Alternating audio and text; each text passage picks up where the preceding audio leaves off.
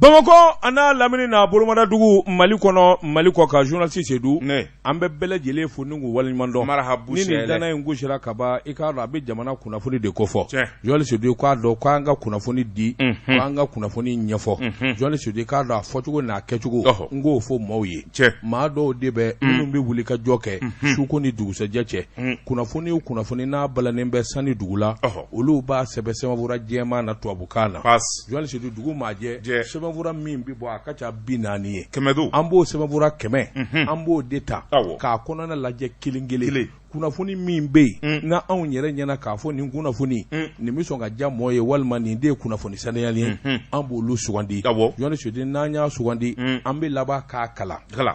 ka se k'a durusi an yɛrɛw k'a faamu ni ka sɔrɔ k'a yɛlɛma bamanankan na i k'a dɔn faamuyali bɛ na waati dɔw bɛ kɛ i k'a dɔn tubabukan yɛlɛmani bamanankan na journaliste Seydou k'a dɔn a dɔw bɛ bala n'a kɛra balafɛn ye an karamɔgɔba bɛ yen monsieur le député honorable Magumba Gabriel Bamaridi au dos de. Il n'est pas député. C'est un simple conseiller. CNT. Oui. Un député nommé. Il n'a pas été élu. Il n'a pas l'immunité parlementaire. Nyongoro Keshu. Akata keletige. Immunité tala. Nous y'a boxé il n'odo de. A tɛna se boxeli ma a tɛna se boxeli ma minnu ɲɛna k'olu kun ye député minnu kun ɲɛna k'olu bɛna kɛ député minnu ɲɛna k'olu fɛn tɛ se ka k'olu la MP4 MP6 yo MP4 a banna pour une transition réussie mais cela n'empêche pas le MCA maison d'arrêt de Bamako. On s'en fout, ouais. D'accord. Si on s'en fout. No, beba kuma mi. Ibi farane na o. Mitemi mangoro ni mingoro. Alpha de aturu. Kasum ba kono. Kasum ba kono. Registre ko mako Seydou nyebe ni mangoro ina. Alpha Umar ko na re de ni nduru. Ni mangoro jumine. Kan kunje ka ala laje. Ko ala. Alpha ka toro ko fe ye bonya ni karama mindama. Iye joro mindama. Chawo ndako nywana yi. Prezaya. Prezaya. Awo. Ayiwa ni o de ko bi kɔnɔ awɔ a tuma fɔ n'i ye filanan kɛ dɛ mun filanan ka segin ka taa tuguni kɛ ka bɔ mɔriya n'o don n jɛna président kɔ fɔta nɛgɛw kɛrɛfɛ a to a ye jibi wuli ka jɔ kɛ kunnafoni an ka dakolo walo gadaw mɔriya Daba Tunkara naam n'i ye 1000 don maa ma ɲini na i bɛ 500 don kɔfilɛli la awɔ n bala cogo bɛ di journaliste Seydou ni maa min jɔnna fali gelenkara la i tɛ doni d'a kun o ye tiɲɛ journaliste Seydou k'a dɔn n bɛ bɔ ni sɛbɛn ye sɛbɛn min n'u ka Mali indépendant sɛbɛnni a kɛbaa de ye YC journaliste Seydou i k'a dɔn awa wariko tɛ ɲɛnabɔ ni wari tɛ wariko tɛ ɲɛ i k'a dɔn ni mara tɛ wa wari marali ani wari bugoli o fana tɛ ɲɛ ni BDM tɛ bankiw ka banki min bɛ banki bɛɛ ɲɛ journaliste Seydou fɛn o fɛn n'i y'a ye k'a yakubara k'a jidira i b'a sɔrɔ cɛŋanaw olu ni musoŋanaw faralen bɛ ɲɔgɔn kan min b'a to baara bɛ ɲɛ ɲɛmaaya i k'a dɔn kolankolon dɛ min ye BDM directeur général ye Ibrahima Amadou Haidara sirifukɛ a n'a jɛɲɔgɔnw ye ko kɛ min ma deli ka kɛ miliyari 100 miliyari 1000 ani miliyari 500 journaliste Seydou k'a dɔn nin ka ca min ye nɔ yɛrɛ ye yɔrɔnin kelen miliyari 20 sefa wari sɛbɛnnikɛla ko banki jumɛn bɛ se ka nin kɛ ni BDM tɛ a ko min ye siɲɛ 72 ye i k'a dɔn u ka ɲɔgɔn ye u k'o de ma conseil d'administration ɲɛmaaya tun bɛ Mohamed Agamani bolo journaliste Seydou i k'a dɔn ɲɛfɔli ka kɛ mun ɲɛna mun ma ɲɛ mun ni mun kan ka kɛ wulikajɔ min ani jateminɛ jumɛn kan ka kɛ journaliste Seydou i k'a dɔn ninnu ye kunnafoni ye minnu kan ka sarada bɛɛ lajɛlen ka se k'a ɲɛdɔn BDM banki o de ye banki ye Mali kɔnɔ min n'a bolofara nasiw bɛɛ awa jamana caman na ala ni se ani baara ɲɛdɔn fɛ u k'o de ma ko filial group BDM SA BDI o bɛ La Guinée Bissau B2 Côte d'Ivoire, B2 Burkina Faso, nin bɛɛ y'u ta ye. Journaliste Seydou i k'a dɔn u n'olu sigira ni ka kuma o kɛra vidéo conférence ye u fana ye wulikajɔ ni cɛsiri min kɛ o ɲɛ ka se ka dɔn. Bangi Sunba yɛrɛ min ye Ibrahima Amadou Haidara o bi yɔrɔ min o de ye n'u yɛrɛ ye nunjuru b'o de bolo k'a sama. Journaliste Seydou i k'a dɔn wulikajɔ ni jateminɛw la a yɛrɛ k'a fɔ kabini Ala yɛrɛ Mali da Bangi ka wari mara wari kasabi ka t'i jɔ miliyari 1,500,000 bedem de sera k'o kɛ. Journaliste Seydou i k'a dɔn u ye tɔnɔ min sɔrɔ tɔnɔninjɛ fɛn bɛɛ lajɛlen bɔlen kɔ a la miliyari 20 sa kɔnɔ nkɛ la hawla wala quwwata min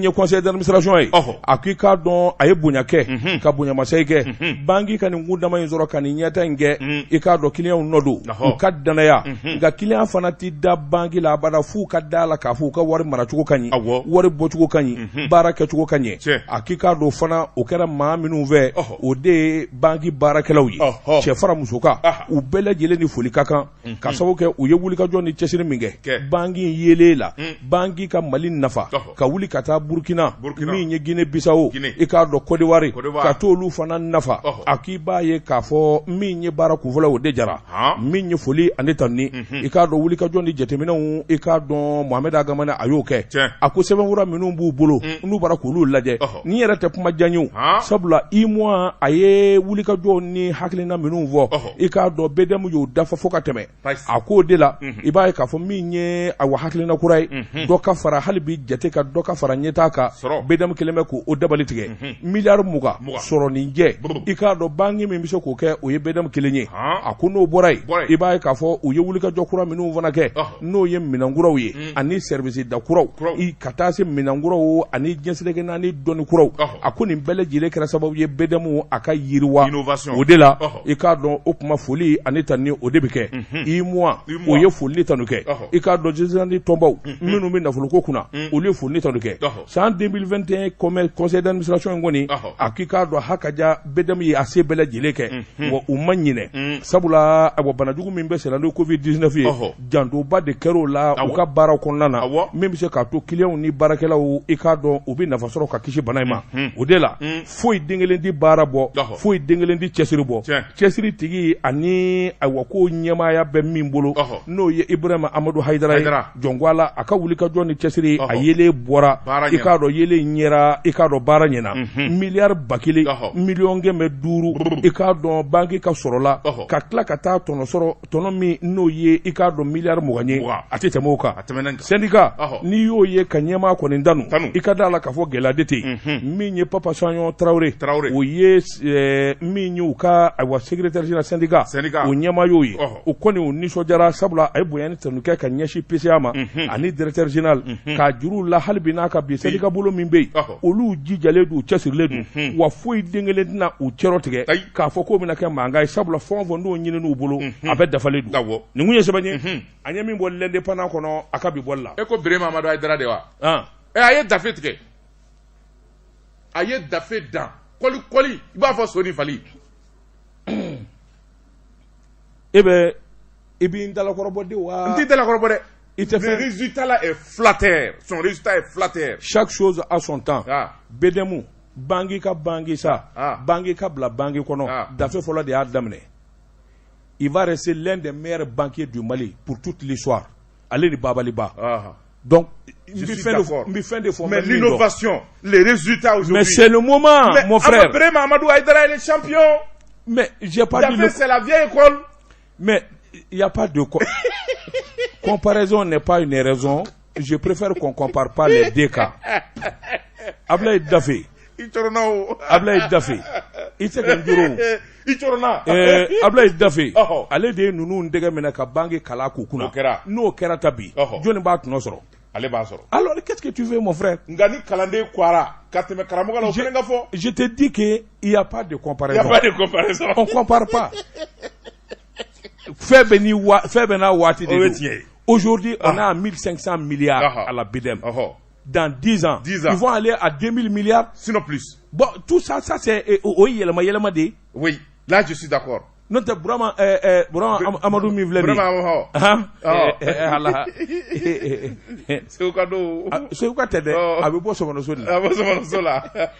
den olu ka waati den o de donna lɔgɔli la Sɔmɔnɔso la a bɛɛ ye danni kɛ n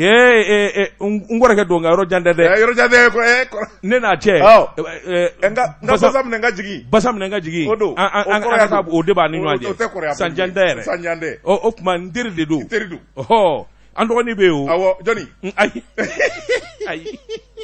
n t'o f'i ye dɔgɔnin ye jɔnni ye a bɛ yen an dɔgɔnin bɛ yen n'i y'o fɔ sisan a na na ni danga i ɲɛ ti yɛlɛ o la n bala cogo bɛ di dabatɛmɛna ne bɛ n tɛgɛ don ni kɔni sɛbɛn ye an ko min ma le procès verbal Fasiriba n'o ye cɛkɔrɔbani ye nin y'a ka sɛbɛn ye cɛkɔrɔbani ko fugula kelen banfila kunkolo 3 a ko banfila laban bi fara i hakili sigi kuma fɛ banfila kelen kunkolo 3 o banfila laban bi fara sɛbɛnnikɛla ko fɛn min ye URD maa 3 de bolo maana bɔlen bɛɛ sabula fɛn min ye URD ye parti min don a ma ka di bi bɛɛ lajɛlen b'a fɛ ka URD gulokiba don ni ka kuluba sira ta n'a ye sɛbɛnnikɛla ko kɛlɛ daminɛna wulikajɔ ani samasamali ni yɛrɛmandiya daminɛna sabula URD bɛ don min na i ko bi tigi t'a la fɛn min ye dankɔrɔba ye n'o ye URD ŋanaba ye Sumayila Sise Ala y'i wasa don a la Sumayila Sise a ye jiri min turu jiri in kɔni denna ni k'a bonya jiri in zuma ka di an bɛ don min na i ko bi sɛbɛnnikɛla ko fɛn min ye président kalafili minnu n'olu belo dalen bɛ ka 2022 kɔnɔ n'a kun kɛra Sumayila Sise ɲɛna tako 2 t'a la sɛbɛnnikɛla ko nka an bɛ don min na i ko bi a ka di Ala ye cogo min a b'a k'o cogoya la URD o don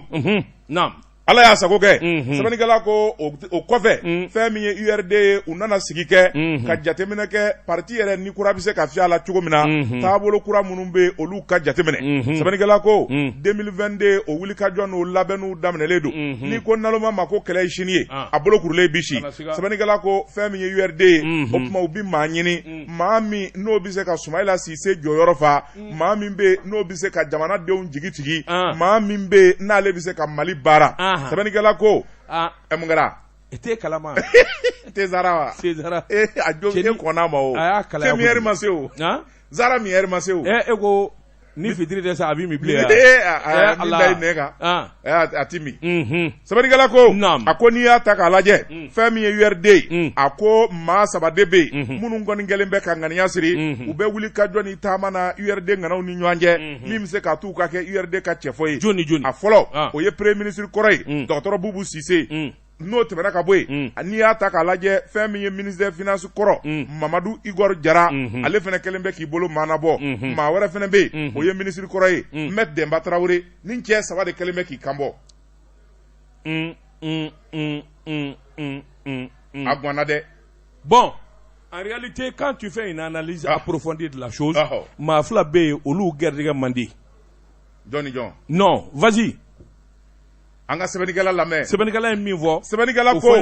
a ko n'i y'a ta k'a lajɛ URD yɛrɛ a ɲɛmaayaso min bɛ yen u kɛlen bɛ ka jɛkulu sigi n'o ye commission ye o commission o ye maa hakili juru caanalenw ye minnu hakili sigilen bɛ olu de bɛna ko in jateminɛ k'a lajɛ ni jɛ 3 la jɔnni ni candidature ka kan u b'a ta ni k'a d'o ma nka fɛn min ye cɛ 3 ɲɛ fɛn min ni fɛn min bɛ lajɛ critère 2 a critère fɔlɔ o de ye k'a fɔ maa min bɛ yen n'i bɛ kɛ URD ka cɛbɔ ye n'i y'a mɛn tubabukan na expérience d'état o k'a sɔrɔ i ye jamana marako caman kɛ ka tɛmɛ a dɔnniya n'a danganiya b'i la o ye kelen ye a filanan a k'a sɔrɔ se b'i ye nafolo b'i kun hali ni URD bolo dɛsɛra wariko la e yɛrɛ bɛ se k'i bolo bila wagande la ni ka miliyari camanbaden da kɛnɛ ka jasayi o de bɛ kɛ sababu ye parti kana k'ale kumasi n'o ye tiɲɛ ye cɛ kelen bin na ka ban jɔnni maa 2 bɛ yen a se b'olu ye expérience d'état u y'o kɛ o b'u la o ye premier ministre kɔrɔ ye ani Bubu ani Igor Jara bon Demba il a été ministre pendant la transition bon il n'a pas ministre des Maliens de l'extérieur voilà il n'a pas une trop grande expérience d'état pendant la transition c'était un bout de temps bien déterminé kelen madala ni seba bɛ Demba ye sabula ne yɛrɛ bɛ tile ka ne bɛ tile k'a wele 1000 ni 2000 o bɛ bala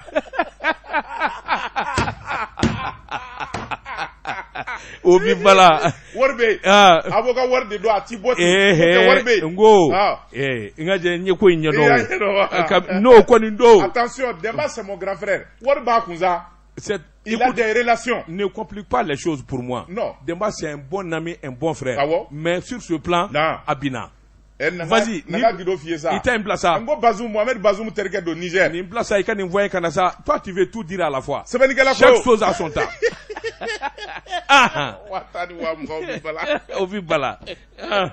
Sɛbɛnnikɛla ko a ko n'i y'a ta k'a lajɛ fɛn min ye nin critère 2 min fɔlen bɛ n'o ye danganiya 2 ye a ko ni maa 3 n'i y'u ta k'u lajɛ a ko dɔ bɛ se dɔ la dɔ tɛ so la sɛbɛnnikɛla ko a ko n'i y'a ta k'a lajɛ maa caman bɛ minnu kɔni ye wuli ka jɔ kɛ ni ka kɔlɔsili ni jateminɛ kɛ maa dɔw bɛ minnu y'a jira k'a fɔ dɔgɔtɔrɔ Bubu Sise ale de kun ye IBK ka premier ministre waati laban in na banaba dɔw sabula sɔrɔba b'a la nafolo bɛɛ lajɛlen de kun bɛ ale ka bila la premier ministre ya o sɔrɔ b'a bolo o dɔrɔn tɛ a ye ministre des finances kɛ a 2 bɛɛ nana ɲɔgɔn kumanuya la ale kɔni wari b'a kun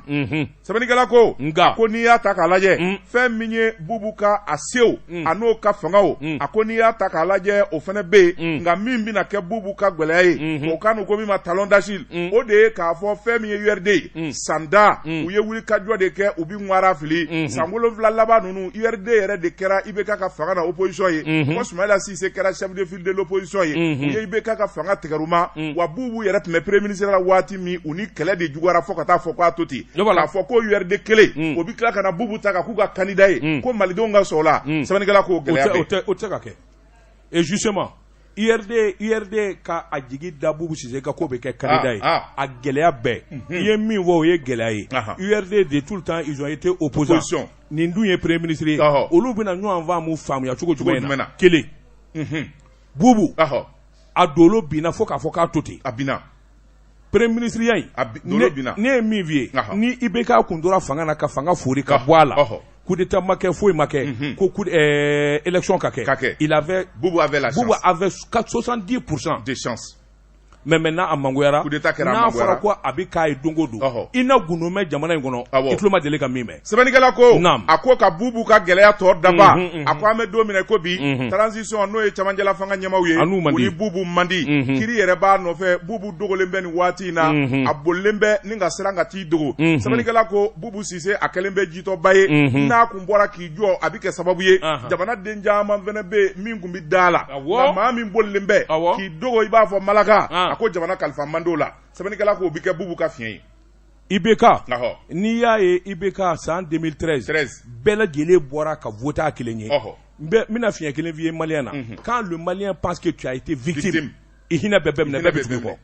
IBK ka sɛnɛyɛlɛ kɛra victime ko in de ye k'a fɔ san o san ni voter kɛra u b'a namara ni Bubu Sise kun bɔra ka sɔn u k'a minɛ u k'a don kaso la k'a lajaba maa wɛrɛ kun bɛ sɔrɔ minnu b'a fɔ ko u ye nkalon de da la il est victime mɔɔ bɛ k'a fɛ mais le fait que voilà malheureusement i ta in bɔ nin na sa cɛ nam i ta bɔ nin na i ta nin tɛ kelen ye sɛbɛn fɔ n ye sa cɛ o cogodɔn koyi non tu parles avec le futur président de l'Assemblée nationale et bien sûr 2022 le futur président de l'Assemblée nationale je vais te donner des carnets de bons min ko fɛ kɛra gendarme fɛ n'a bolila ka ti yɛrɛ kɛ misigɛnɛ ye fa de b'aw na n'an bɛ e ta wa n k'i ma ka sabali ne ka fisa Bubu ye sa ni Bubu de ka fisa e bolila ka t'i yɛrɛ kɛ misigɛnɛ ye u taara i minɛ fɔ foro de ne kuma han je vais parler bon ok sɛbɛn fɔ ka na sɛbɛnnikɛla ko a ko n'i y'a ta k'a lajɛ fɛn min ye Mamadu Igor Jara ye ale fana kanubaw olu bɛ k'u disi gosi Mamadu Igor Jara a ye baaraba kɛ jamana in kɔnɔ IBK tile la a ye ministeriyaw kɛ a ko dɔrɔn tɛ fɛn min ye Amadu Tumani Ture o tile la a ye ministeriyaw kɛ baara minnu ɲɛna a bolo Bubu yɛrɛ de nana lajɛ Igor yɛrɛ de nana lajɛ jamana taa cogo man ɲi o tuma ne bɛ n se mɔ ko in na waati min na u bɛna gouvernement falen k'a wele kura ye ka na a ko ale ni ne jɛna n'aw ti nin kɛ jamana ka redresser ne jɛna sɛbɛnnikɛla ko a ko n'i y'a ta k'a lajɛ nafolo ko bunakun kan nafolo minɛko ɲuman a bɛ se o la kosɛbɛ sɛbɛnnikɛla ko n'i y'a ta k'a lajɛ fɛn min ye Mamadu Igor Jara ye o ye critère fɔlɔ ye k'a fɔ a bɛ jamana in dɔn fo ka taa fɔ k'a to ten a ye jɔyɔrɔbaw kɛ a ko nafolo ko bunakun kan seba b'a ye sɛbɛnnikɛla ko banaba do sabula diɲɛ seleke 4 bunakun kan a ye jɔyɔrɔbaw kɛ minnu kɛra sababu ye a ye warimugubaw de sɔrɔ ni ko an ka milliardaires Kɔnde minnu bɛ candidat la a ko Mamadu Igor Jara a bɛ wuli k'i jɔ siga t'o la bamanankɛ bilen critère 2 ye ɲɔgɔn sɔrɔ ale la non En tout cas, ni cɛ saba, le plus probant, c'est Mamadi Igor Diarra. Mais, mina fɛn kelen fana f'i ye, si jamais, fo ni yɛlɛma nana dɛ, si jamais il décide k'a fɔ Igor ka k'a ye, URD bi ci. A bɛ k'i ɲɛna yan. Ka ci mun na? Dɔw bɛna fɔ anw de ye URD tutigi ni nana kɔsɛn in na a tɛ se ka kɛ abada a ka kɛ tan e m'a fɔ ko Demba b'a nɔfɛ il c'est sûr qu'il est soutenu par des gens voilà et c'est là le problème ayi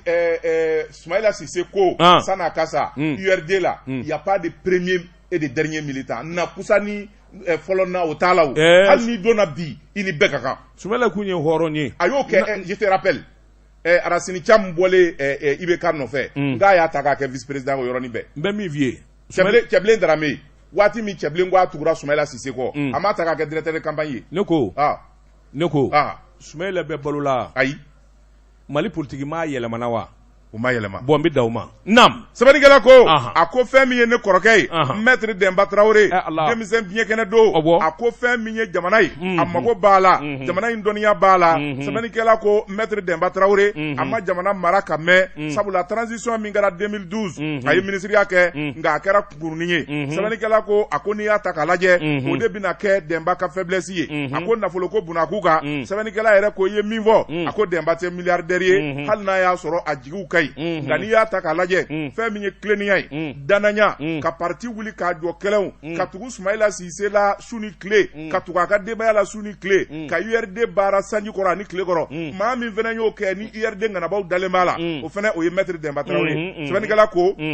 a ko nin cɛ saba ninnu de bɛ URD u b'a fɛ ka banderi da u disi la ka kɛ URD ka cɛbɔ ye san 2022 sɛbɛnnikɛla ko a ko fɛn min ye ko in ye a jijalen bɛ URD kɔnɔ an bɛ don min na i ko bi kosɛbɛ nka n'ala ma ja kɛ fɛn min ye commission min sigilen bɛ o ye maa hakili juru caanalenw ye olu kɔni bɛ wuli ka jɔ la ni bɛn kɛra min kan ka maa min sugandi URD bɛɛ de bɛna kɛ cɛ kelen ye ni ka tugu o la kunnafoni filɛ nin ye an ye min salo ka bɔ procès verbal kɔnɔ a ka bi bɔli la maître Demba ni hakili b'a la il a été maire, il a été député au CNID faso yiriwatɔ mun de ka cɛ gɛlɛnba de kun il connaît le Mali mais wariko in dɛ n bɛ dɔ dɔn a na o wariko in de ye problème ye mais il a des relations nɛgɛw kɛrɛfɛ o dɔn tɛ fɔlɔ sa cɛ Jeka pub k'a feerefɛnw lakodɔn. Avez-vous entendu parler de la nouvelle application Zeno Plus? Elle vous permet de recharger, d'appeler et d'envoyer de l'argent dans le monde entier. À l'heure actuelle, toutes vos transactions sont sans frais. Zeno Plus vous fait également des offres hebdomadaires spéciales sur les rechargements. Restez en contact et envoyez de l'argent à votre famille où qu'elle se trouve grâce à Zeno Plus. Alors, allez-y sur l'App Store et téléchargez gratuitement l'application Zeno Plus. Zeno Plus s'écrit Z-E N-O-P-L-U. Dupresia mimbagaw ni sonsuma ani dususuma. Jeka pub k'a feerefɛnw lakodɔn. Dabatugara naam bala cogo bɛ di Joasi Seydou misi pasa o ka daburu sama ta sogo kisi dunni ma Joasi Seydou k'a dɔn mɛ n geleku ni ka bɔ ni sɛbɛn ye sɛbɛn min n'u k'a ma info matin sɔgɔmada la kunnafoni sɛbɛnnikɛba de ye Ablaye Ouattara ye Ablaye Ouattara kun y'a sogo donni ka taa Moti Joasi Seydou anw bɛnna o tɛgɛrɛ fɔ k'a ka di o dɔnkili ka di Joasi Seydou k'a dɔn bɛnka a ye jɔ an k'a sama i b'a Mali président Goura Nata i y'a dɔn wa Joasi Seydou k'i k'a dɔn a bɔ jateminɛw ni filɛlikɛlaw y'a jira k'a fɔ min bɛ k'a ye Seydou Mamadu Kulubali o fana ye jɔn ye tun nin dɔ diɲɛ bɛɛ ye u bɛ nin wele sɔɔni i tɛ nin kun y'o de o ne bɛ dɔn n'a b'i kɔnɔ ko ne bɔra ka nin kuma in fɔ don o don n'a b'i kɔnɔ ko n'a kɔni jigi bɛ kati serikili kan n'a jigi bɛ kati serikili kan f'a ka se ma f'a ka se ne ma anw t'a dɔn kati dɛ an b'a ka jibondon ye an b'a ka sira dilanno ye an b'a ka dɔgɔtɔrɔso ye an b'a senɔ yɛrɛ ye i hakili sigi an t'a dɔn i hakili sigi Joasi Seydou bɛnkan jɛrɛjɛkulu jamanaden maa sanuyalen caman farala ɲɔgɔn kan maa kalannenw ani kodɔnnaw ni nafolotigiw olu de bɛnn'a kan k'a fɔ min ye Seydou Mamadu Kulubali ye i k'a dɔn a k'i kanbɔ masakɛya nɔfɛ sabula dɔ kɛra jamana in kabini indépendant taara don min ka n'a bila bi la an bɛ jɛkulula politikima u ma se ka jamana yiriwa Joasi Seydou k'a dɔn jateminɛ na caman y'a ye k'a fɔ farafin jamana minnu bɛ yen ni maa wɛrɛ nana min tɛ politiki tɔnna olu kɛra sababu ye k'u ka jamana yiriwa misali ta Benin jamana kan bi Benin i taamatɔ a bɛ n'a fɔ i kasalubilen tɔmɔ kare kɔnɔ maa min ni Patrice Talon bɔlen don n'u ka kɛ kɛcogo ye kelen ye o ye Seydou Mamadou Kulubali Jɔnni Seydou Malikura jamanaden kura Jɔnni Seydou i k'a dɔn faama kuraw i k'a dɔn Moti a y'a kanu de ye awa min kɔni ye hakilina min b'a la ni ka ɲɛfɔli kɛ malidenw ye a y'a kanu a ka kɛ Moti kun caman de b'a la sabula Moti i k'a dɔn Mali camancɛ don gɛlɛya in caman daminɛna Moti wa Mali gɛlɛya yɛrɛ a kɛlɛ ni a jahadikɛlɛ bi ban Moti de la ka sɔrɔ ka taa yɔrɔ caman na o de la i k'a dɔn Seydou Mamadou Kulubali a ma ko in k'a kunfɛ Jɔnni Seydou kuma min n'a ka jamana lahulata in n'u cɔra Moti a kɛra n'a fɔ jinɛ ni wɔkulaw bɛ Motikaw camancɛ la Jɔnni Seydou nka i k'a dɔn jamana ɲɛmaaso ye kunkan bɔ k'a fɔ hadamaden kana caya banajugu in a bara ka se sɔrɔ mɔɔw kan o yɔrɔnin bɛɛ min ye awɔ Seydou Mamadou Kulubali a n'a jɛɲɔgɔnw u ko Bilhak jamana ɲɛmaaw ye min fɔ nin ye tiɲɛ ye i k'a dɔn an bɛ t'o kɔ an tɛ dantɛmɛ wale kɛ o tuma ɲɔgɔn ye kun kan ka kɛ stade Birama Boku min na Moti aha o tun bɛ dɔgɔya hadamaden la ndɔ ma bula a kun ye stade ta n ko a kun bɛ dɔgɔya hadamaden la ja ko in ko denni tɛ koyi fa bɛ la o Jɔnni Seydou o tuma an ka jamana ɲɛmaaw u ka kɔrɔfɔ bato Jɔnni Seydou i k'a dɔn malidenw de ye n wele jamanadenw de ye n wele o tuma n bɛ wele in jaabi Jɔnni Seydou i k'a dɔn awɔ min ye kɔrɔfɔw ani hakilina minnu bɛɛ a b'a fɛ ka masakɛya ɲini k'o min na a b'a fɛ ka baara minnu kɛ jate minnu b'a bolo Jɔnni Seydou i k'a dɔn kuma in na ala barikama ye kelen ye maliden ye maa miliyɔn 20 ye maa miliyɔn 20 in ka jɛ ko kelen ka kuma kelen fɔ i k'a dɔn ale b'i banba o de kan o de yiriwa fɔlɔ ye le pacte citoyen Jɔnni Seydou n y'a kalan o e kɔnɔ ko n t'a ɲɛ dɔ de le pacte citoyen jamanadenw bɛn kan o de don c'est ça Jɔnni Seydou a ko ni malidenw bɛn na i k'a dɔn foyi den kelen den ye an bɛ se ka dɛsɛ min na Jɔnni Seydou i k'a dɔn sɔrɔ jamana yiriwali jamana ɲɛta lakana n'i ye nin fɔn ɲɛ ne jamana in kɔnɔ mɔgɔw fɔlen don ɲɔgɔn kɔ o tuma an ka bɛn kelen kan k'an bolo nɔ bila sɛbɛn kelen na Jɔnni Seydou i ye tubabukan min fɔ pacte citoyen nka Jɔnni Seydou kalannen don nka n m'a faamu de le pacte citoyen jamanadenw ka bɛnkan u ka bɛnkan jama bɛɛ ka bɛnkan yala o bɛ tiɲɛ yan jama bɛɛ mana bɛn min kan o bɛ tiɲɛ yan Jɔnni Seydou sɛbɛnnikɛla ko min ye Ablaye Ouattara ale tun bɛ Moti u nana ɲɔgɔn ye k'a koro Jɔnni Seydou k'a dɔn dunanjigiso dɔ bɛ maa dama dɔ taara ɲɔgɔn ye a sɔrɔla ka nin hakilina in bɔ k'a bin Jɔnni Seydou a ko ale bɛ wele da kɛ malidenya faso kanu jamanadenya faso kanu ale b'o wele da de kɛ ka ɲɛsin diɲɛ bɛɛ ma waati dɔ sera sa maliden k'a dɔn anw de ye malidenw ye yan de ye anw faso ye an tɛ jamana wɛrɛ sɔrɔ ni yan tɛ o tuma an ka bɛn n'an bɛnna kelen kan Jɔnni Seydou k'a dɔn foyi den kelen den min bɛ se ka se Mali la bilen o de hakilina bɛ Mamadou Seydou Kulubali kɔnɔ Jɔnni Seydou k'a dɔn kuma in kɔni fɔ maa caman y'i to yɔrɔ janna k'a dɔn k'a fɔ hakaja Mali bi cɛ min ɲini Mali kun kan ka cɛ min ɲini ni bi tɛ nin don wariko dɛsɛ tɛ kala dɛsɛ tɛ maa ko dɛsɛ tɛ wari kɔni bila wari bila anw taara sira la han e bɔra yɛrɛden la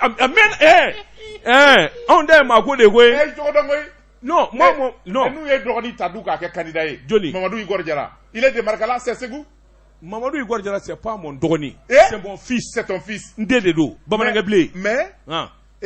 Ntoma Seydou aussi est démarqué là il est de Ségou mais c'est ce que je t'ai dit c'est ce que je t'ai dit mon cher Igor wo Mamadou Seydou Kulubali wo nin bɛɛ ye fa kelen ba kelen jɛgɛ bɔra Fuseni ka jɔ la a taara Lansana ka jɔ la moi je veux tout Mali président là ne b'a bɛɛ fɛ sauf un homme politique sauf un parti politique voilà ma raison voilà je vais être franc avec toi et pourquoi parce que politiquement ye ngalon tigɛ ka namara kɛ jamana in kɔnɔ sa fo ka dɔ kɛ a bɛɛ tɛ Jɔnni Seydou je viens tɔn o tɔn n'a ye fanga ta jamana in kɔnɔ site Moro ka parti ayi Moro Keita ka parti RDA a cira k'a yɛrɛ kɛ a kɛra a ma kɛ alors après ça UDPM a cira wa a ma ci a ma yɛrɛkɛ wa Jɔnni Seydou n'o bɔra yen Adema a yɛrɛkɛra n m'a fɔ sini n ko minnu ye fanga ta sa Adema a yɛrɛkɛra wa a ma yɛrɛka Adema ma fanga ta attention Bamundaga à l'Assemblée nationale non Les partis politiques qui ont élu un président. Voilà. Non, c'est Tala. Alors, Assemblée nationale, c'est unicolore. Faut qu'on glano ou ba yelema kake ou yeretai. Okera o make. Alors, RPM. Au Djougara Toabe. Le seul président, une multicolore, c'était ATT. Consensus. Et au Kabaro à l'époque, minimisera kake jamana kona wati. Fais une comparaison. Tu sauras que ATT Merci. Voilà ma raison. Ce n'était pas un homme politique. Bon, et je sais que ni Mamadou Sira Koulibaly, Walma Igor, ni Nounou Nana, Walma.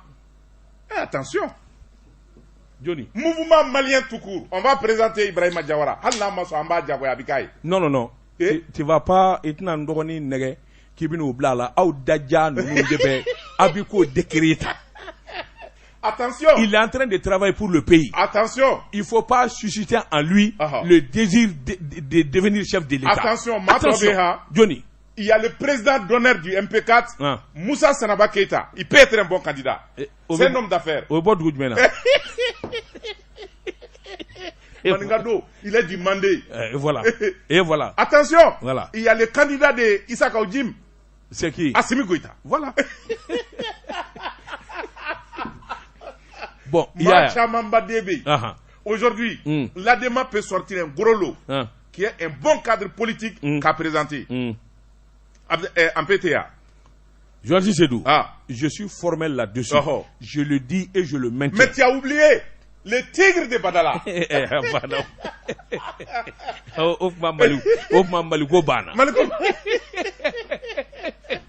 C'est fini. Gazi Tigi Alou. Gazi Djmei. Alou Boubacar Diallo, ADP Maliba. Olu Kasanga Banata. C'est mon ami. Et il te Guanzao. Alou ta challenge Flalao. Il est pour ma famille, Mata Jimisra Pedro. Abitani tribunal là.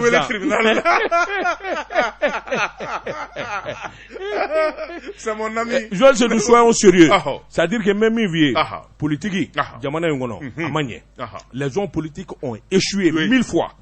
Ni ton est parti ta autant il y a qu'à structurer glali follow obi jamana c'est quoi ima RPM anga mama ke premier ministre ni poste une década ni nganga keta obito kele ere la follow faut que jamana ere ti follow donc on n'a pas besoin de vraiment ni uka mata ka premier ministre obita clown ni tendance ou créer ou ka parti kono et voilà et regarde Ablaye Idrissa il est du RPM à ka premier ministre voilà clan Sabadé formera contre lui faut ka démissionner Malion, politique ko aya sembo ala sa anga laje anga civil dota ngo ka neroko civil anga mata min de parti là. Mais tu as oublié qui Moussa Singo Koulibaly. Ojuni. Général Moussa Singo. Ah oui, d'accord. Il est très bon. Akaimi ni président Nana. C'est-à-dire c'est commandant des zones militaires. Commandant des zones militaires ou débita Kadouma. Ou quoi Kidal Dama. Ou peut-être gouverneur à Kidal. Mais bien sûr. Et c'est ce qu'il faut. Il faut leur donner les moyens. Mais il y a le gars de Ségou aussi. Quel gars? Tolérance zéro. Amadou Aya Sanogo. Ça, je parle. C'est un potentiel candidat. Ah non, arrête. Toi, tu penses que ce pays-là... Mais il a été blanchi. Je parle pas de ça. Joël Sedou, engagez moi microphone toi ça. Kananza iko ça. Joël Sedou kadon minye sebenekala. Minye Sedou Mamadou Koulibaly. Joël Sedou kadon amidoni mina kobi Malikura. Sebenekala ko jete mine na fon bi jamana ngono. Jamana ma ba fon be. Minun de politique barala wala ma fendigu do wala ma kala nundo. Ni bela jele ba no fe. O sika ko nga ni mine. Ni bara dabora dongodo. Ni ala makoreke. Joël Sedou kina jamai. Ninguye sebanye anye mi mo info matin kono sokoma dala kunafoni mimi vondo ma sedue aka ko imbatri kurayi a kerefe mamunumbe bamaba o de ba kerefe ko inda to ko mai volode na ma kene fura ka maw nyilinga fara yereka ko inda to ko mai de e ma ka communication e wa ça ne va pas communication ça ne va pas oui jumai aka kunafoni di ka aka image glanganye aka hakilina na aka kungulena mi il a besoin d'une image aujourd'hui a mago bɛ maa ɲɛnɛmaw la ne m'a fɔ ne dɛ ne n'a ti ɲɔgɔn dɔn mais a mago bɛ il n'a qu'à refaire fɔlɔ a taacogo ma ɲi fɔlɔ han mais e bɛ se ka baara kɛ yan hali ni ne bɛ se ka dɔ kɛ mais hali ni ne tɛ se n bɛ se ka maa jira a la min bɛ se k'a kɛ mieux que moi qui o bi ba quelle agence ayi agence ko tɛ o maa jolenw bɛ minnu bɛ kunnafoni di baaraw dɔn k'a ka image dilan concept min b'a bolo n'o ye bɛnkan ye k'a dilan ka ɲɛ min b'a to malidenw bɛ k'a fɛ u bɛ se k'a faamuya cogo min a maa bɛ cɛ kana kɛ a ye video fɔlɔ min bila Facebook ni fɛnw kan video in ma ɲɛ o kana kɛ hasidi sa n tɛ kɛ hasidi ye cɛ n'i bɔra Allemagne a taara o kalan de kɛ dɔnni Dieudonné il a qu'à donner ça Dieudonné Dako voilà oui Dieudonné ma foyi kala Allemagne il peut faire ça qui image il peut soigner son image il a qu'à donner ça il a un fort réseau de radio et de communication au Mali n'a y'a tapé yabi Dieudonné ka fɛn dɔgɔ Dedecom n'a y'a tapé yabi e yɛrɛ ta in dɔgɔ ko bamanan ko Muhammadu communication communication nka cɛ te di a fɔlɔ ko min cɛ ka pip k'a ka feerefɛnw lakodɔn Josi Seydou dozokɛ mana kɛ ɲɛ kelen ye kɛrɛfɛ mɛruw i k'a dɔn i bɔr'o la n bala cogo bɛ di Taba Tunkara maa man ka dozo sɔgɔsɔgɔbaatɔ daga min tɛgɛ don ka bɔ ni sɛbɛn ye an ko min ma express sɛbɛnnikɛla n'o ye Yusufu Tarawele ye nin y'a ka sɛbɛn ye Yusufu ko an ka taa ministère de la jeunesse et des sports la fɛn min ye denmisɛnw ye Mali denmisɛnw u fililen bɛ ɲɔgɔn ka tiɲɛ ma u yɛrɛkɛlen bɛ minisiri min yɛrɛ bɛ yen n'o bilalen bɛ ko kunna ale yɛrɛ kɛlen bɛ k'i sen o ko in na o taalen bɛ wolo fɛn min ye denmisɛnw jabala k'a da sɔgɔ karaw sɛbɛnnikɛla ko a ko n'i y'a ta k'a lajɛ fɛn min ye denmisɛnw n'o ye CNJ ye u ka jɛkuluba an ka jamana tɔgɔ la jɛkulu don min tɛ minisiri ka danganiya kɔnɔ sabula fɛn min ye sigiw ye ani sɛbɛnfura minnu bɛ n'o bɛ jɛkulu in sigi o jɛlen bɛ nka bɛnkan ani teriya dɔrɔn de bɛ u ni direction nationale de la jeunesse ni ɲɔgɔn cɛ min b'a to ko dɔw bɛ olu bi sara minisiri la sɛbɛnnikɛla ko a ko fɛn min ye Mali denmisɛnw ye gɛlɛya b'u ni ɲɔgɔn cɛ kabi san 2019 sabula novembre kalo tile 28 ni hakili b'a la u taara ɲɔgɔn ye Kucala fɛn min ye denmisɛnw ka président kura sigilen a don fɛn min ye ko in ye a kɛra gɛlɛya ye nka ko nana laban maa min da la o de ye Amadu Jalo ye Amadu Jalo ale de taara ni ka sigi CNJ kunna k'a kɛ président ye sɛbɛnnikɛla ko tɔ kelen dɔ min bɛ n'o ma jɛn ni ko ye o de ye Usumani Jara ye bɛɛ ko a ma Gusno kɔni n'a nɔkamaw ye kɛlɛ de wuli u laban ko in yɛrɛ nana kɛ gɛlɛya ye olu yɛrɛ taara lajɛ dɔ kɛ k'a fɔ Gusno fana kɛra président ye sɛbɛnnikɛla ko in nana pasayaw ni ɲɔgɔn cɛ a laban fɛn min ye sariyatigiw ye u nana Gusno minɛ ni ka taa datugu kasobonba la a ye waati kɛ sɛbɛnnikɛla ko fiɲɛbɔda dira a yɛrɛ ma fɛn min ye sigikafɔw ani kumaɲɔgɔnyaw kɛra mankan nana da dɔɔni nka ko ma ban sɛbɛnnikɛla ko a ko n'i y'a ta k'a lajɛ ko yɛrɛ tɔ kɔgɔ bɛna k'a la cogoya jumɛn na a ko fɛn min ye cɛmancɛla fanga daminɛlen jɛkulu min bɛ yen n'o bɛ bila assemblée nɔ la CNT a fɔra k'a fɔ fɛn min ye jamana a jɛkulu bɛɛ lajɛlen ka maa di sɛbɛnnikɛla ko CNJ n'o ye jamana denmisɛnw ye jɔyɔrɔ 4 dir'u ma min bɛ don CNT la o jɔyɔrɔ 4 CNJ président n'o ye Amadu Jalo ye ale n'a ka bureau kɔni bɛnn'a kan k'a fɔ fɛn min ye président yɛrɛ ye o bɛ taa CNT la o kɔfɛ maa saba wɛrɛ bɛ u y'o sugandi ni olu to a bila ka taa sɛbɛnnikɛla ko décret kɔni bɔra olu de taara ni ka kɛ CNT membre ye sɛbɛnnikɛla ko kab'o kɛra fan dɔ in fɛ n'o ye Gusno ye ɲarɔ o kɔni zozoronnen don ka jateminɛ kɛ sɛbɛnnikɛla ko Gusno o n'a nɔkamaw nana wuli ka jɔ daminɛ n'a ma ɲɛ k'a fɔ Amadu Jalo taara CNT la o tuma a ka démissionner ka bɔ CNJ président la a ka di Gusno ma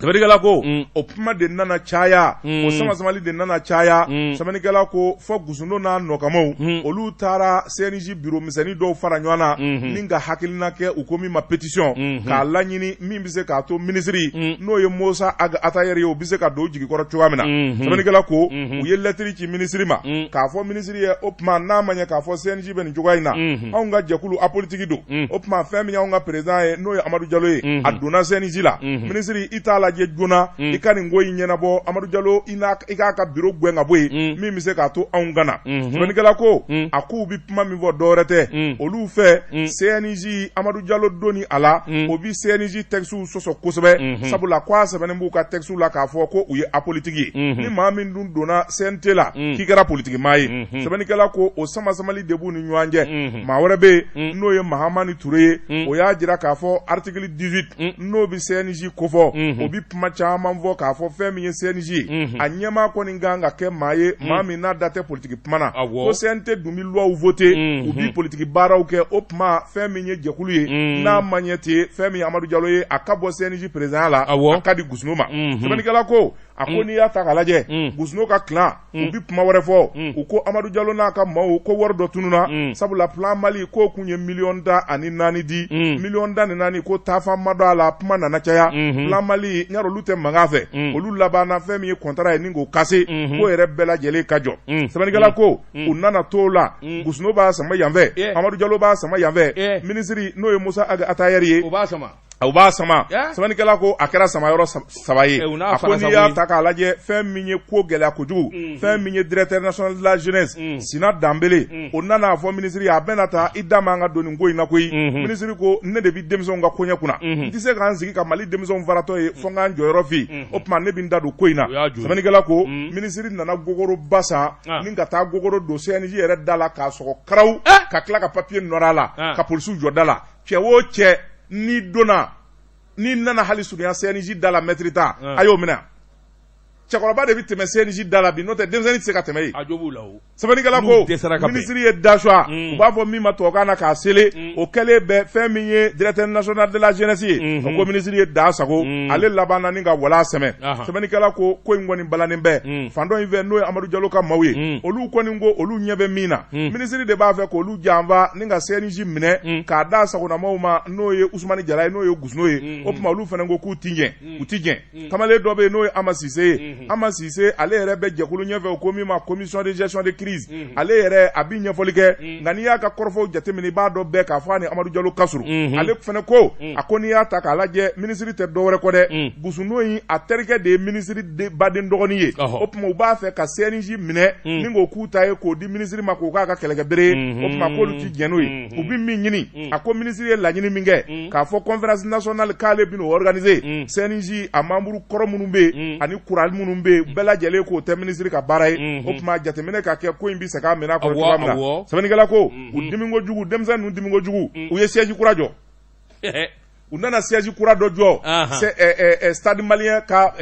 ballonnandɛrɛ fan fɛ commune 1 na Sotiba o siège kura u ye communiqué kɛ communiqué min kɔnɔ u b'a jira k'a fɔ denmisɛnw tɛ kɛ maa ka jɔn ye olu b'u yɛrɛ kolo la wa u bɛna wuli kajɔ bɛɛ lajɛlen kɛ ka Mali denmisɛnw fara ɲɔgɔn kan sɛbɛnnikɛla ko in kɔni jalen bɛ karatatata nka n'i y'a lajɛ dɔwɛrɛ tɛ koyi bɛɛ lajɛlen bɛ k'i ka intérêt kɛlɛ de kɛ fɛn min ye Amadou Diallo ye ale n'a ka maaw bɛ k'u ka intérêt défend Ousmane Diarra Gusno olu bɛ k'u ka intérêt défend minisiri yɛrɛ n'o ye Musa Atayɛri ye o fana bɛ k'a ka intérêt défend a ma gɛlɛya kojugu kunnafoni filɛ nin ye an ye min salo ka bɔ Express kɔnɔ a ka bi bɔli la Joël Sedou bɛ n bolo bugɔ ka don n bi bɔ ni sɛbɛn ye sɛbɛn min n'u k'a ma la preuve Joël Sedou i k'a dɔn cɛnintigiya bi cɛnin min kɔnɔ o ti kɛ maa ka cɛnin ye Joël Sedou i k'a dɔn Umaru Konate Baru Kolondigi nin y'a ka sɛbɛn ye Joël Sedou i k'a dɔn conférence régionale RPM fangakɔrɔ binnen i k'a dɔn ayiwa min ye wulikajɔ ni cɛsiri ye Gawokaw fɛ yen Joël Sedou n'a sɔrɔla n'i bɛ RPM na i k'a dɔn a bɛ Gawo de sɛbɛnnikɛla ko k'i k'a dɔn ayiwa min ye fédération de Gawo ye wuli ka jɔ cɛsiri fara ɲɔgɔn kan ani ɲɛnabɔli ka kɛ secrétaire général min n'a bɛ RPM to a la Gawo Abdramane Diakité Joël Sedou a n'a jɛɲɔgɔnw u y'a jira diɲɛmaa na k'a fɔ n'a sɔrɔla n'i bɛ RPM na Gawo don Douakou Furanjɛ tɛmɛnen na Joël Sedou k'a dɔn ayiwa min ye section Gawo Burem Almusrat ani Ansongo ninnu bɛɛ lajɛlen de farala ɲɔgɔn kan a bɛɛ sa maa caman k'u ɲɛna ko RPM sara a ka ko banna nka nin jama lahulata min bɔra Gawo n'a lamini na juma tɛmɛnen Joël Sedou k'a dɔn a kan ka RPM hakilila sigi sɛbɛnnikɛla ko ɲɛmaa minnu farala ɲɔgɔn kan ka taa zole da ye Joël Sedou k'a dɔn Covid-19 n'o ka ko kun tɛ Joël Sedou k'a dɔn nin kun bɛ kɛ lakali ye nka a k'i k'a dɔn n ka ko bɛ n sɛbɛ la o ɲɛ kan ka dɔn min ye secrétaire général Abdramane Jakite n'a jɛɲɛw u y'a jira k'a fɔ RPM kabina tu tigɛra don min olu de y'a den fɔlɔw ye wa i k'a dɔn olu bɛ RPM na u k'u n'u k'a cɛ olu nakun tɛ fanga ɲini ye u nakun tɛ jɔyɔrɔ ɲini ye olu ta ye anw de ye parti sigi wa an ka wulikajɔ ye nin ye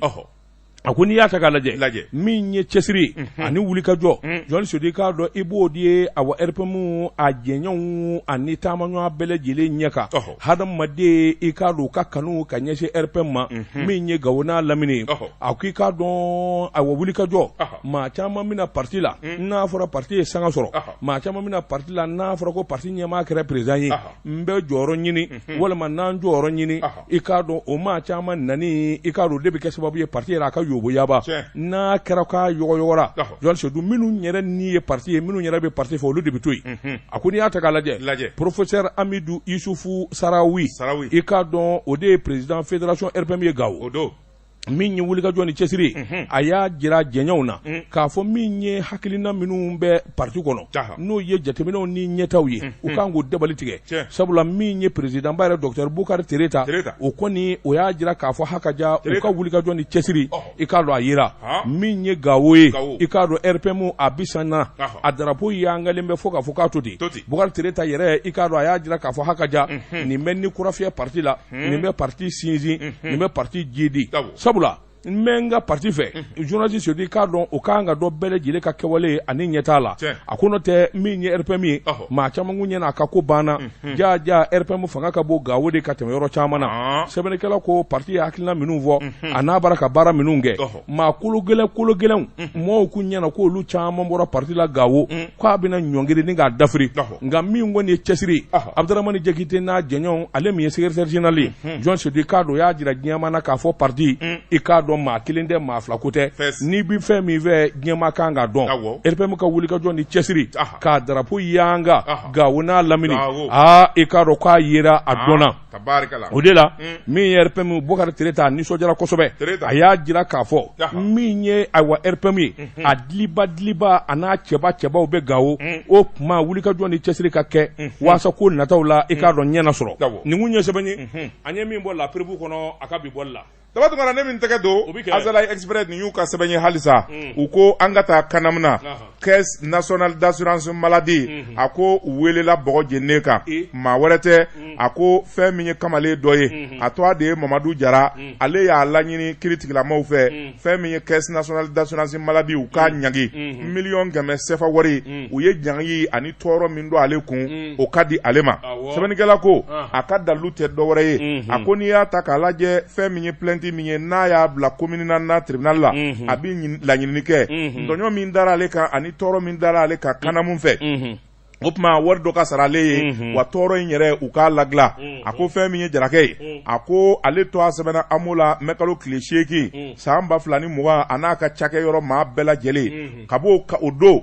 ka n'a bila bila kalo o kalo AMO wari bi tigɛ ale ka baarakɛlaw ko a bi tigɛ ale yɛrɛ kun nka ale taa o taa AMO carte nɔfɛ u b'a fɔ ale ka taa kana sɛbɛnnikɛla ko don o don ale de sigilen bɛ aran na baarakɛla bɛɛ bi taa aran sigi tati mɛnɛ sisi tɛ bɔ sɛbɛnnikɛla ko don o don délai kura don o don taa ni ka segin kura o tuma ale nana lajɛ sa AMO ko in a ti ɲɛnabɔ ale ka maa bana o bana yanni ale ka ordonnance ka sa AMO la a ka fura ka kɛ AMO la ale yɛrɛ bi wari de bɔ a kun ni ka wari da o tuma a bɛ wari o wari bɔ tɔɔrɔ min y'a sɔrɔ a n'a ka baarakɛlaw n'a tɔɲɔw u faralen bɛ ɲɔgɔn kan o tuma olu kɔni dar'u ta da bɔgɔ jeninen kan fɛn min ye ɲɛmaa minnu kun bɛ kanamu na sabula olu kun tɛ ka ko in da sɛbɛ la sɛbɛnnikɛla ko an bɛ don min na ko bi a ko ale bi min laɲini o ye CFA wari miliyɔn 100 ye o ka d'a ma a ye avocat ta olu yɛrɛ ye sɛbɛnni kɛ ka ci kiiri tigilamɔgɔw ma sɛbɛnnikɛla ko in kɔni bɛ taa ni ka segin na o dɔrɔn tɛ jɛkulu wɛrɛw bɛ yen minnu faralen bɛ ɲɔgɔn kan k'a fɔ olu bɛna collectif sigi minnu kɔni kɛlen mago b'u ka carte AMO la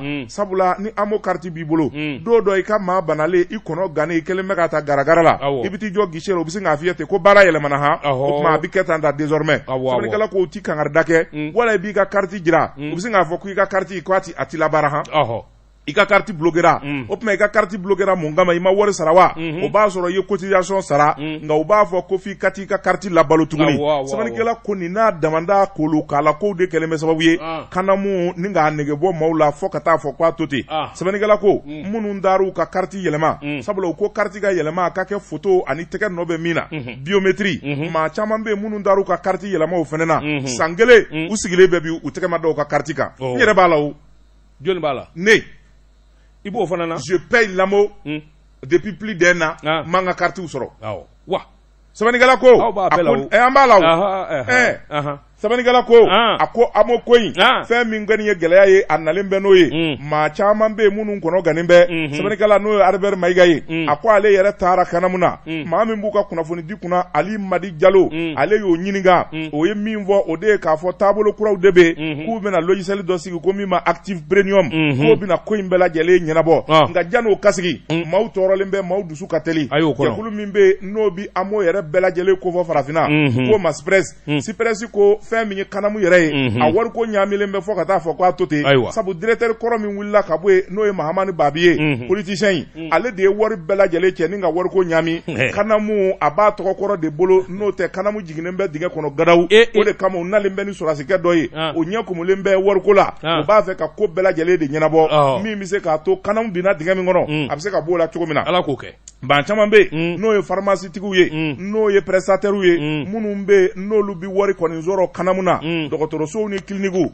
ani pharmacies caman ka facture bilalen bɛ a tɛ ka ɲɛnabɔ sɛbɛnnikɛla ko san dɔ kɛra fɛn min ye pharmaciens ye olu yɛrɛ kun y'u ta kɛ kɛlɛ ye ka ban ka fura feere jamanadenw ma sɛbɛnnikɛla ko sigikafɔw de kɛra min bɛ se k'a t'u ka ja hali bi n'i y'a ta k'a lajɛ u ka juru bɛ kanamu na juru ma sara n'ala ma ja kɛ sɔrasikɛ min bilalen bɛ n'a ma kolo gɛlɛya ka cakɛda in bɔ dingɛ na jamanadenw bɛ u bi tɔɔrɔ sɔrɔ wa n'ala ma ja kɛ kanamu bɛna dafiri maa min y'a hakilina ɲuman sɔrɔ ni k'a sigi an ka jamana kɔnɔ o ye Amadu Tumani Ture ye Amadu Tumani Ture a ye ko ɲuman kɛ nka maa minnu y'a cɛtabaw ye n'u m'u kolo gɛlɛya baara ɲuman in bɛɛ lajɛlen bi kɛ ji la kunnafoni filɛ nin ye an ye min bɔ Azala Express kɔnɔ a ka bi bɔli la Yoni Sedu bi bɔ ni sɛbɛn ye sɛbɛn min n'u k'a ma info matin sɔgɔmada la kunnafoni Yoni Sedu k'a dɔn a ma bɔ min ye AMDM u kun ye wulikajɔ kɛ ani cɛsiri kɛ sibiri tɛmɛnen min kun ye bonya ye ani bonyamasaya ye ka ɲɛsin jamana densɛbɛw ma min ye jamana kelenya ani jamana bɛn maa minnu bi cɛsiri la i k'a dɔn a kɛnɛ kun labɛnnen don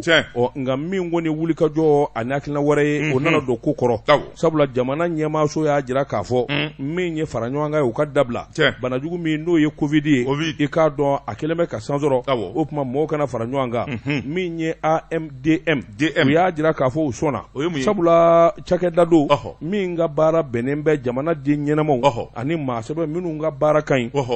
n'u bara ka cɛsiri kɛ jamana kelenya ani jamana bɛn na u b'olu tanu ni ka jɔnjɔn ta ka d'u ma o de la u y'a jira sa k'a fɔ hakaja ɲinanda in kɔni a ma dabila sali ma tɛmɛni sunkalo banna u na don fɔ maa minnu sugandira k'a fɔ u na dɛmɛta k'olu sɛgɛrɛ i k'a dɔn n'u wele ka tila k'a kɛ nka yan'o cɛ i k'a dɔn a wa bɔrɔ langolo kana to u bɛna dɛmɛ kɛ sunkalo in na ka ɲɛsin min ye sɔrɔdasiw ye sɔrɔdasi minnu ye gɛlɛya sɔrɔ olu sɔmɔw minnu vatura sɔrɔdasi minnu n'u donnen bɛ jamana ani balawu cɛ i k'a dɔn u bɛna bonyaba ta k'olu sɛgɛrɛ u y'a jira sa k'a fɔ a ka ja ko in kɔni b'a nɔ na association in président yɛrɛ n'o ye Mali Debout en marche n'o ye Mohamed Togo ye a y'a jira k'a fɔ olu ka ni projet ba in i k'a dɔn nin kɔni ye wulikajɔ ni cɛsiri de ye maliden caman faralen bɛ ɲɔgɔn kan jamana i k'a dɔn a kelenya jamana dɛmɛni ani jamana ɲɛta u ka se ka jidi o tuma olu b'u nɔ na u tɛna ɲinɛ sunkalo kɔni ma ban u na don fɔ ayiwa u bɛna dɛmɛ in ta k'a kɛ don min na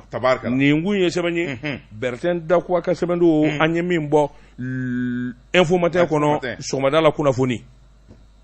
a ti dafa waati kuruna a ka ɲi Yoni Sedu an bɛ foli ni tanu kɛ ka ɲɛsin Nbɛso radio so ma i k'a dɔn Nbɛsoba radio so i k'a dɔn radio directeur Kulubali jɔnkɔya la cɛ kamalenkɔrɔ belebele u fana bɛ kɛ sababu ye don o don kunnafoni k'a jɛnsɛn Nbɛso a n'a lamini na sani ka se Nbɛso Sanso fana bɛ yen Sanso maire an kanu ba don an bɛ foli ni tanu ni d'a ma nin waati in na Sanso kɛ Sanso o bɛ min Sanso tɛ sani ka se Moti wa a bɛ Moti sira de la Sanso est-ce que bandaw tɛ bɔ yen de awɔ bandaw bɛ bɔ fanfɛla in de la o a ko ni o wo kɔnɔna in dɛ a bi bɔ wo kɔnɔna in na u ka dugu ni je donn'u ka dugu man jan ɲɔgɔn na tomiya u bɛ manjakuyi u bɛ bɔbɔ u man jan ɲɔgɔn na fiyewu Ronaldo dalen bɛ je donne ka tabali kɛ ko olu marché gɛlɛyalen don o yɔrɔ in na ye o yɔrɔ in Jean Sedi ka dɔn waati n'a ka waati ma se wulu tɛ se ka sa ye o Bɛnso o fanfɛla ninnu na bandaw ninnu ka dugu la yen a tɛ se ka sa ye ye de o sogo de ka d'olu da fo k'a fɔ a to ten miyanka ninnu